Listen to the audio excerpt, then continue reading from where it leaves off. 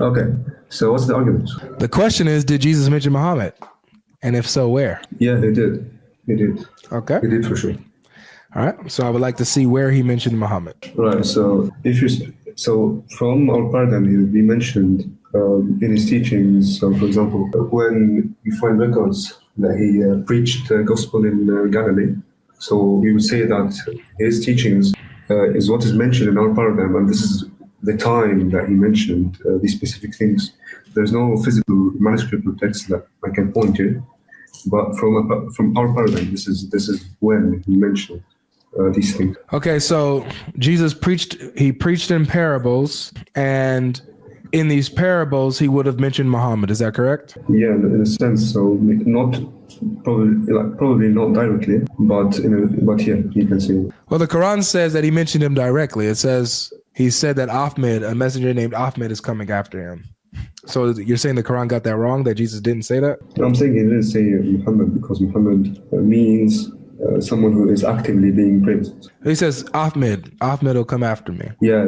So the word Ahmed means someone who is going to be praised. So this is why he would be saying Muhammad, because Muhammad is coming in a kind of a present form. That doesn't make sense to me, because he says that after me will come a messenger whose name is Ahmed. It's talking about the messenger's name. Yeah, so that's the point. The name Ahmed means somebody who is going to be praised. So he's speaking in the future, something that's going to happen in the future. I know. He said, after me, so he's talking about the future. After me, there's going to come a messenger whose name is Ahmed. So where does Jesus say this? Yeah, so when you say where he said this, what do you mean? Are you implying location, or are you implying with the extension that he said this? Yeah, so the Quran says that he said this.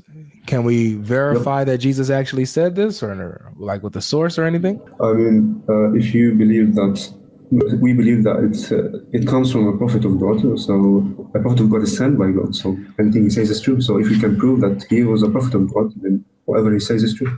Not for me, because that's you presuming that that Muhammad is a prophet. I'm not. I'm actually putting him to the test with this claim that he makes right here. He makes a claim about Jesus. So for me to see that he's a prophet, I'm trying to see if he got this right. If he or is he lying or making something up?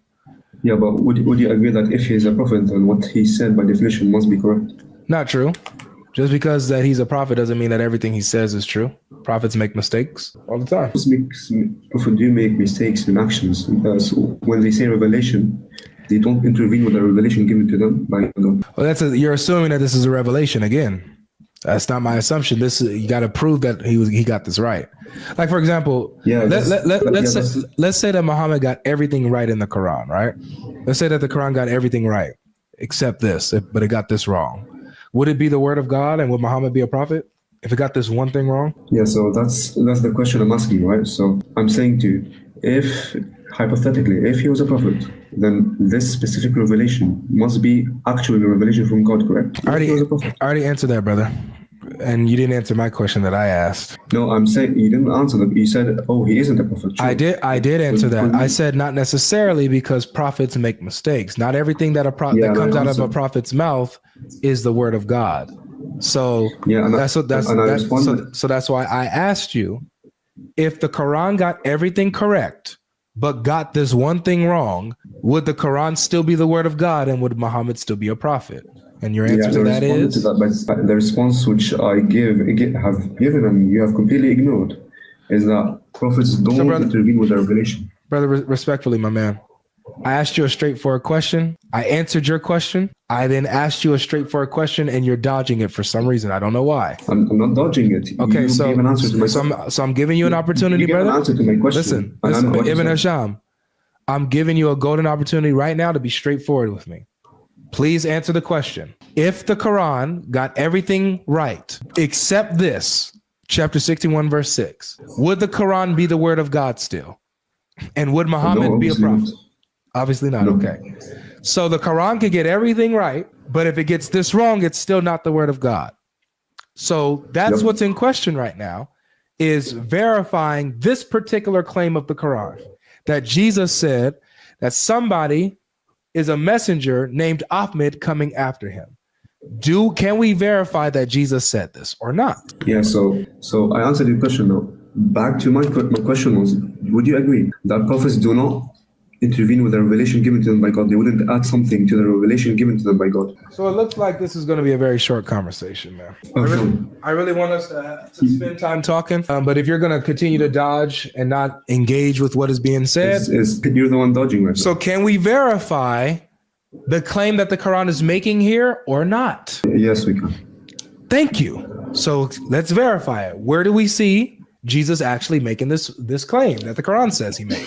Yeah, so again, when you say where can we see, are you implying a location where he said this, or yes, I'm implying a recorded verifier, something that I can go back to and say, Jesus actually did say this. Yeah, but the Quran never makes the claim that this is written down. It's making the claim that something he said. Is it something he said that is a revelation? A revelation in the sense that it's coming from God, yeah. And what was the revelation that Jesus spoke according to the Quran? According to the Quran, to be the Injil. So wouldn't this be found in the Injil? Yes, the Injil is not a physical book.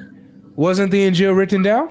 If it was written down, this would still wouldn't be the Injil. It would be what was written down from the Injil. It wouldn't be the Injil itself.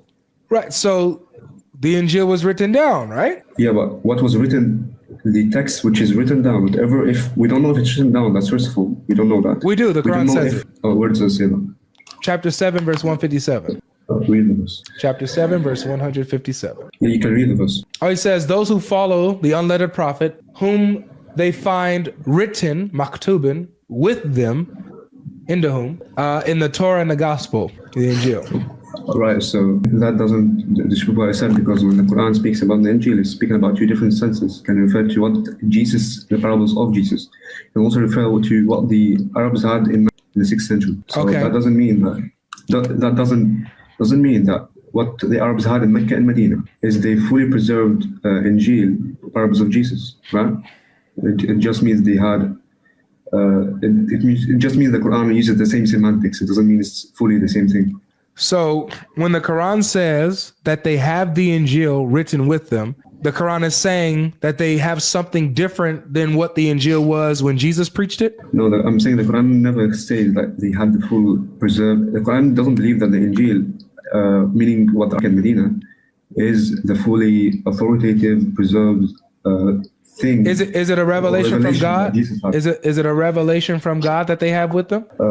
What do you mean when you say they had with them? Is the written Injil the revelation of Allah? Yeah, so there's nothing called the written Injil. What is written would be from the Injil. It wouldn't be the Injil itself. Okay, so let me quote the verse again, and you tell me if this is the Injil or not. Those who follow the unlettered prophet, whom they find written with them in the Torah and the Injil. Did the Quran just identify it as the Injil? Yeah, I just answered that. Okay, so it is the Injil then, right? I literally answered that like 2 minutes ago. So is that a yes? No, that's a no. So when the Quran says that it is the Injil, what it really means is, just really quick, when the Quran says that it is the Injil, what it really means is that it's not the Injil. Is that right?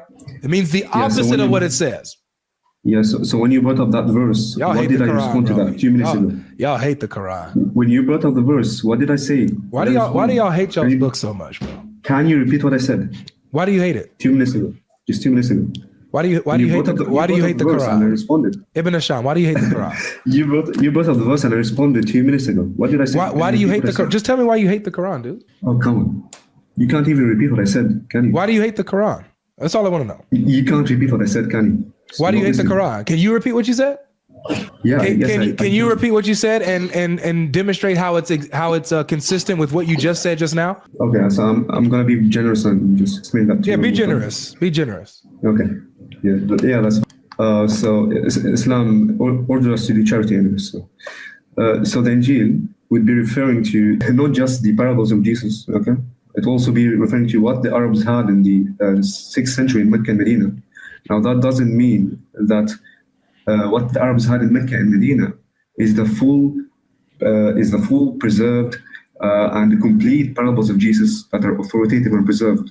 It just means that the Quran uses the same semantics. You can't use the argument that it uses the same semantics to demonstrate that the Quran, the Quranic author, believes is the full preserved revelation from God. Quran never makes that claim. Right. The Quran actually, we can infer from the Quranic context that the Quranic author does not believe that it's the full preserved revelation. Got you. So what we got just now from what you said is that there's two concepts of the Injil. Basically, there's two Injils. There's the Injil that Jesus preached that's fully preserved in divine revelation from Allah. And then there's this corrupted Injil that the Christians and Arabs had in their possession in the 7th century. Is that correct? Not fully, but yeah. Not fully correct when that's what you just said. So it's amazing. The religion of yes, no. I repeat what you just said, and you said that that's not fully correct. Bro, I don't know what to do. How do we reach these kids here, man? So how about you ask me? So I'll ask this very simple question. When the Quran says that they have the Injil written with them, do they have the Injil or do they not have the Injil? Yeah, so again, when you say the Injil, it would be yes, they do have the Injil, but they also don't have the full Injil. They don't have it all. The Quranic. Yes, they have the Injil, but they don't have the full Injil. Can you demonstrate? Please? No. Can you? Wait. Hold on. No. Don't tell me to demonstrate your point. You demonstrate it. Where in that verse does it say they have part of the Injil?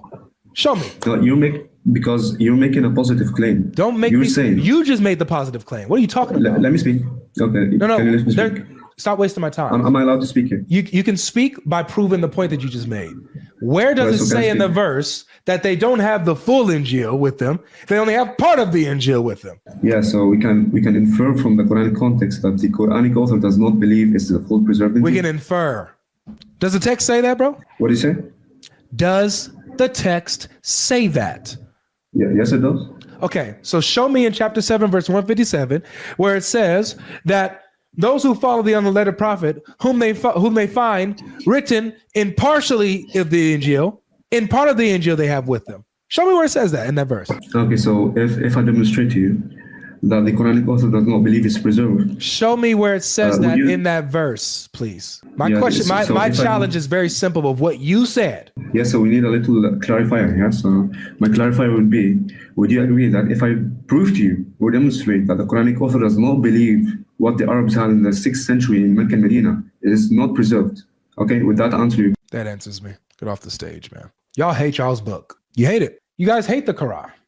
You guys hate the Quran with a passion. You hate the Quran with a passion. You double talk. Say one thing and then say the opposite in the same breath. And then when it's repeated to you, you say, oh, well, no, that's not fully correct. But yeah, yes, no. Bro, man, go and watch your clip back, man. Watch the clip back. Analyze how you did. Watch the clip back. You see these potatoes, Christian Prince? You see these potatoes coming up, man, CP? What am I supposed to do, man? I'm supposed to run. I run from potatoes, man. Lying on y'all hate the Quran.